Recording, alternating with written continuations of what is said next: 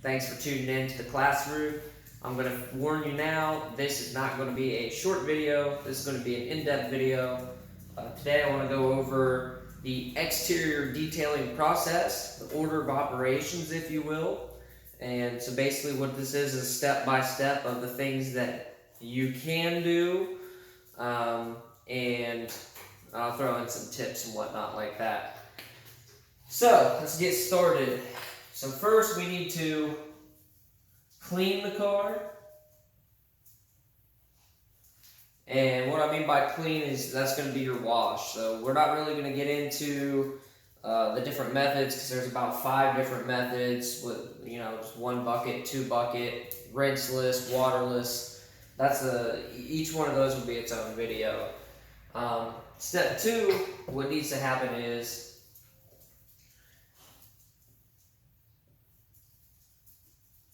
decontamination.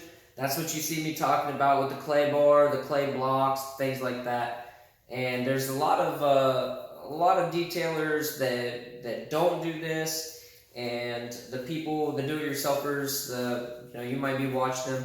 They don't know necessarily. They don't know about this or how to do it, and that's why I'm making this video. We're going to talk about it. So the thing with decontamination is it takes a long time if you're clay. So I can wash and wax a car in about 20 to 30 minutes, depending on, 1, if I'm in a hurry, and 2, how big it is. SUVs, trucks where you have to use a ladder, things like that. That obviously adds some time. But decontamination makes such a big difference. Now here's the thing. You don't have to do this every single, wash. Like basically, let's say you wash your car once a week. You don't need to decontaminate every single week. You're not really going to get that much brake dust on it if you're taking good care of it and protect it, which I'm going to get to in a second. So don't think that when you follow this order of operations, don't think this is what has to happen every single time you clean your car, because it's not the case. This is where, this is the order of operations of a detail, and how we'll break down how that differs from just a regular maintenance wash. So, step 3, once you've decontaminated it, you've got a lot of choices. Most people are just going to wax it, seal it, whatever it is to protect it, and they're going to be done. That's going to be it, okay? That is, let me grab an eraser. That is not the only thing that you can do. So this is kind of where budget plays into effect, and how much do you value your car, all that, and that sort of thing. But you're going to notice that even on a brand new car, you will have some small scratches, micro abrasions, swirls. They go by a ton of different names. It really doesn't matter. If you look at the reflection of the sun, this was the sun on your paint, what will happen a lot of times, you'll see that reflection, and then it'll look like spider webs coming out around that orb, and as you move, that will also move. Those are microscopic abrasions. Basically what's happening is there are very, very fine scratches that are distorting the way the light is reflecting off the vehicle, and that's what gives it that circular effect. They're not circles. I'm sure some of them probably are in circles, but it's not like that's the only thing that you have on your paint. It's just the way that our eye sees that reflection of light. This is why on an overcast day, you won't see that effect, because there's not enough light reflecting off of it unless you have an inspection light, whatever. So we can get rid of those, and a lot of people will call this step buffing, but very rarely are they actually talking about what I'm about to talk about. What we'll call it, some people call it cutting or compounding.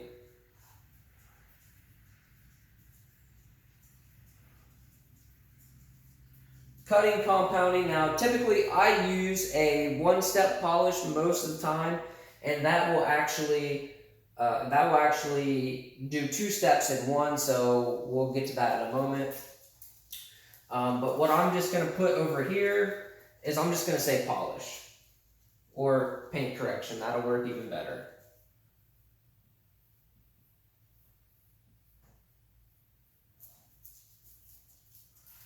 Paint correction, what that basically means is fine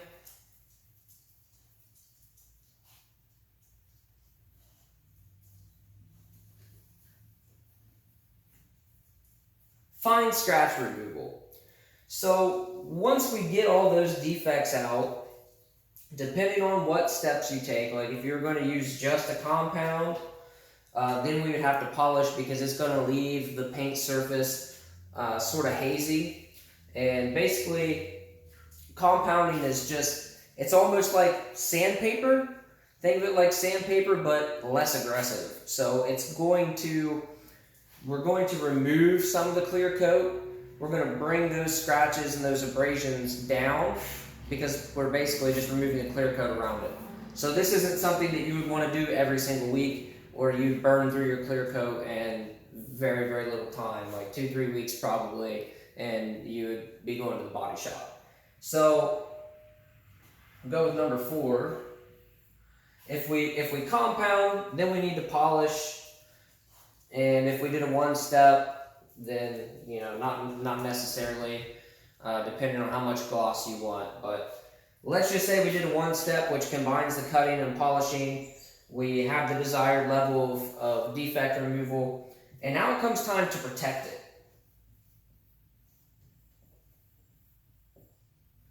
So basically, if you've made it to this point, you are probably looking at, depending on the size of the vehicle and the condition, you're looking at anywhere between probably 5 to 8 hours of work.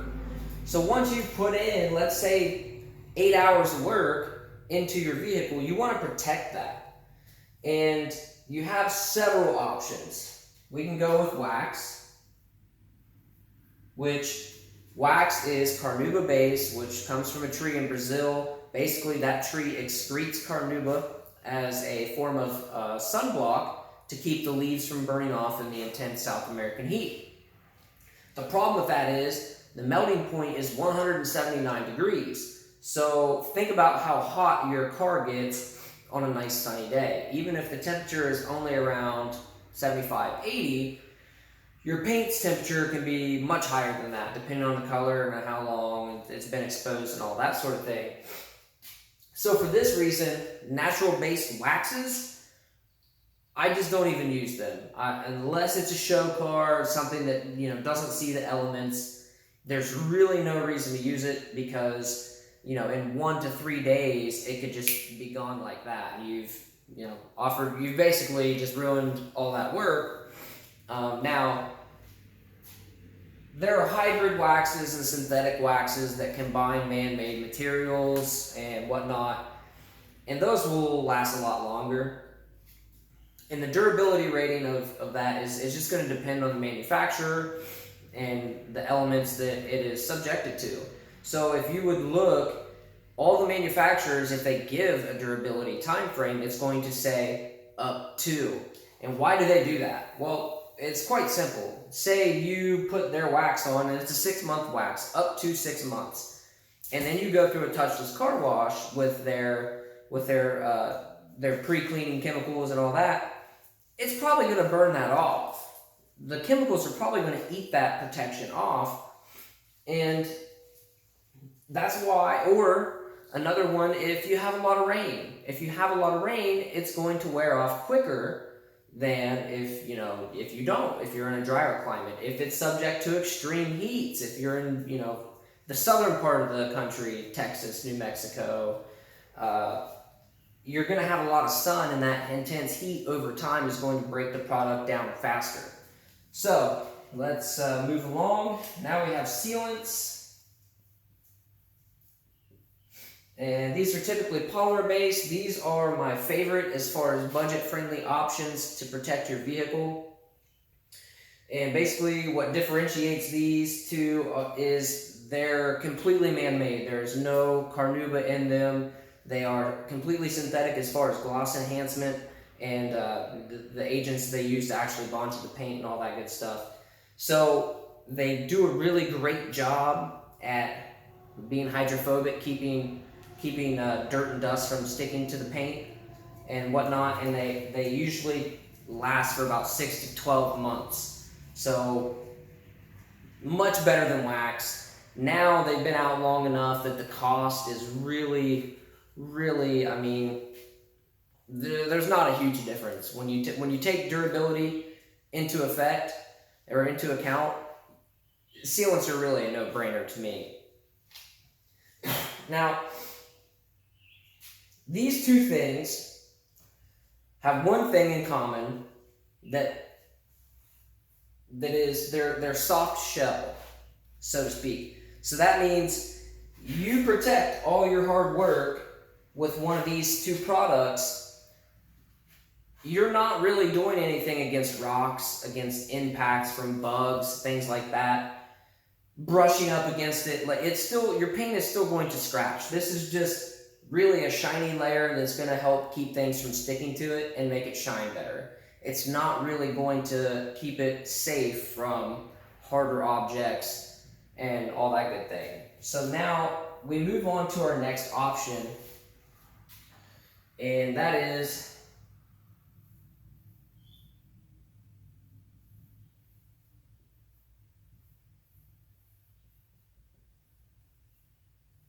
ceramic coatings. There are so many on the market that last anywhere between 1, 2, I've seen some that are 9 years. I think I may have even heard one that claims to last 11 years. I'm not 100% sure on that. The one I use is 5 years. And here's the great thing about it. Yes, it's way more expensive. Absolutely. Hands down, no doubt about it.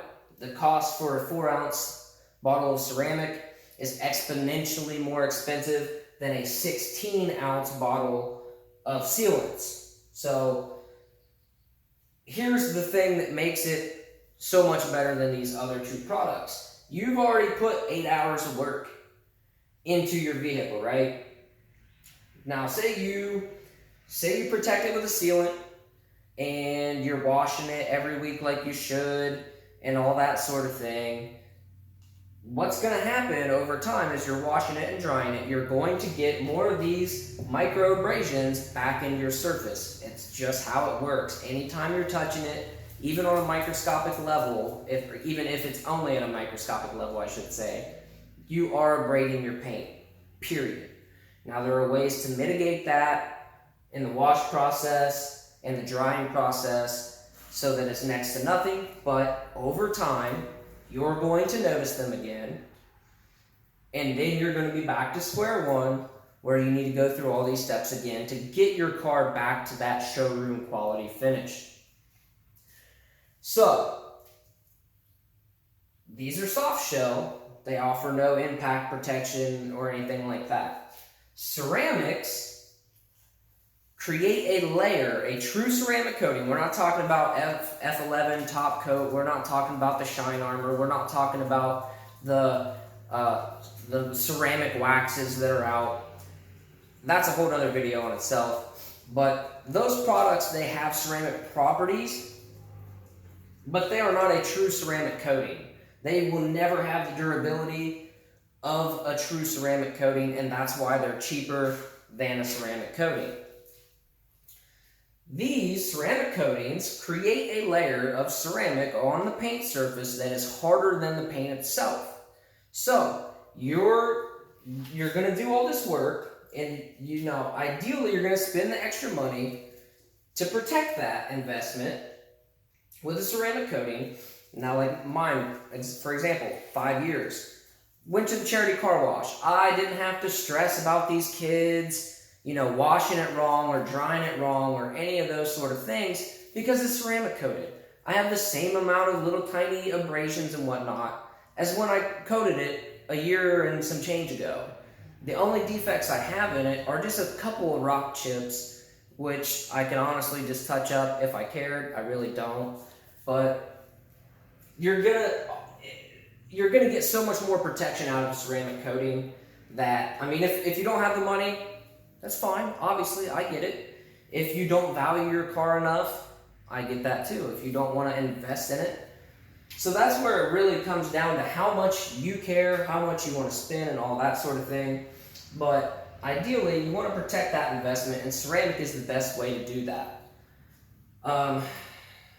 So, now, why are ceramics so expensive? We sort of touched on it. It's the durability, but also the prep work that goes into it.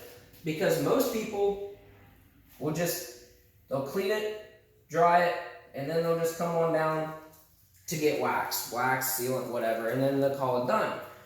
Well, that's fine, because at any point in time, say you wax it with a 6-month wax or sealant, and 2 months later you decide that you want paint correction, you want to get some small scratches taken out and all that sort of thing, there's nothing stopping you. You can just wash it with pretty much anything and wipe it down with or I shouldn't say anything, let me correct myself.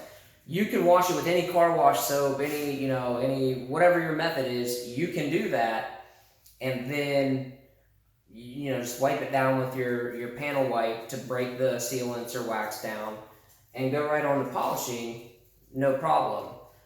But since ceramic is harder than the paint itself, any defects, say you don't do any defect removal and you just ceramic right over top of it, those scratches, marks, anything are now sealed in the paint for the next 5 years, unless you wet sand or do an extensive amount of compounding just to get through the ceramic, so that then you can work on the clear coat, which is where your defects are going to be.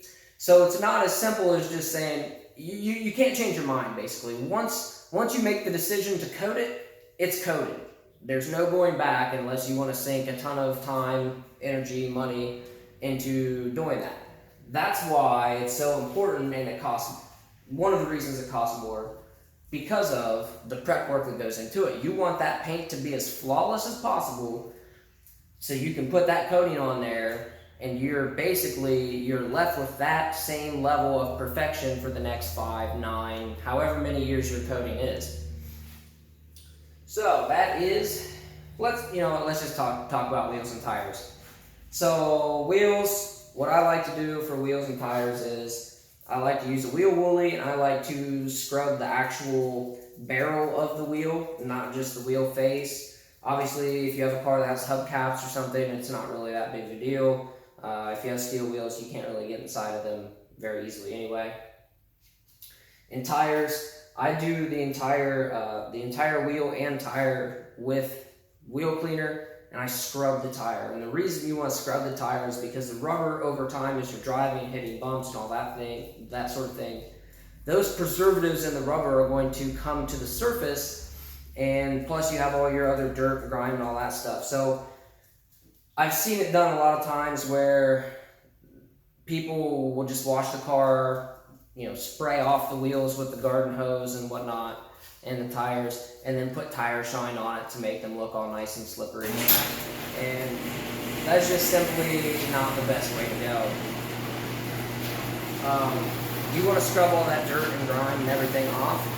That way your tire shine will have a better surface to adhere to, and you're gonna get a longer lasting shine and just a better overall finished product. So there's your order of operations, flow chart kind of deal for exterior detailing. And I'll see you on the next one.